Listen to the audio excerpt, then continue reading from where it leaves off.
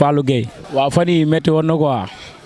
parce que 2 semaines ngi nii presque liggéeyuñ quoi da ngay dégg boo lalee ñu ne manifester am na nga dem ñibbi dèjà da ngay dem ba sax yow fukki dërëm woo jëndee café sax doo ko yor barki sëñ Bamba loolu mu nekk lu métti quoi nekk loo xam ne métti na trop mais sant yàlla quoi. état bi ki nga xam ne si mooy président yàlla dénk ko réew mi dama koy ñaan mu génn wax ak ñi nga xam ne si moo leen yilif parce que moom la yàlla dénk réew mi na génn wax ak ñi nga xam ne si mooy jeunesse bi quoi waaw ma loolu laa koy ñaan. man mii la wax nii borom kër laa yoraguma buum sax xamaguma ko buum xar sax xamaguma ko te damaa war a rey xar te bu dëkk bi fayut mooy loolu noonu kon nañ ñaan dëkk bi fay rek am na ñoo xam ne yor na ñaari jabar menn xar lañ yoragun amuñu meneen maa ngi leen ñaan ñu am meneen ku ci mel ne Ousmane Seye ñaari jabar la yor te menn rek la yor meneen mi amagu ko maa ngi koy ñaan moom it moo am xar bu ko defee ñaari jabar yëpp ku ne mën laa reyal xar waaw. Ndam TV maa ngi leen di ñaanal rek bu ko defee fi ñuy dégg télé yi bu ko defee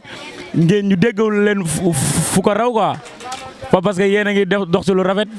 yéen a ngi dugg ci marché bi di xool ñi nga xam ne si maanaam nit ñi li ñuy jànkonteel quoi ngeen ngi jël bu ko defee mën nga jàllale pour nit ñi xam li nit ñi dund ma leen di ñaanal quoi seen télé bi yàlla yóbbu ko ba ca kaw waaw te di leen ñaanal jàmm quoi ok ñooñu ko daan. Samba Gueye. waa instant bi tabaski bi instant bi ñu koy waajal rek ci jàmm ak salaam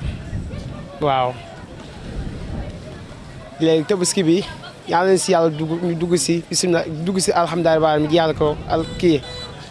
arrahmaani rahim waaw tabaski bi gis nga moom instant bi moom dëkk bi moom dafa xaw a jaxasoo waaw yaa ma gën a xam waaye instant bi moom instant bi marché bi moom demeewul noonu quoi instant bi jënd bi demeewul noonu quoi yaa ma gën a xam waaw nag client yi instant yi ñuy jënd instant yi bëriwul quoi waaw instant bi xam nga instant bi Sénégal fan yii jàll xam nga crise bi fi nekkoon loolu moo tax quoi te instant bi xale yi instant bi bu ñëwee wóoru quoi ndax instant victime yi fi am quoi wóoru quoi peut-être oui quoi nit ñi dañuy peut-être mën nañoo tiit quoi borom xale mën nañoo tiit quoi comprendre nga ak dëkk bi nu mu demee nii quoi wóoru quoi xam nga des fois mën nga yéen saxaar nga ak booy xam nga ni ñuy saccagé affaire yaa ma gën a xam mooy loolu waaw mi ngi noonu waaw sax ci waaw comme des fois di fekk ay place jàmbur yoo xam si seen yoon na ko si nga ñëw di ko daaj waaw loolu c'est pas bon quoi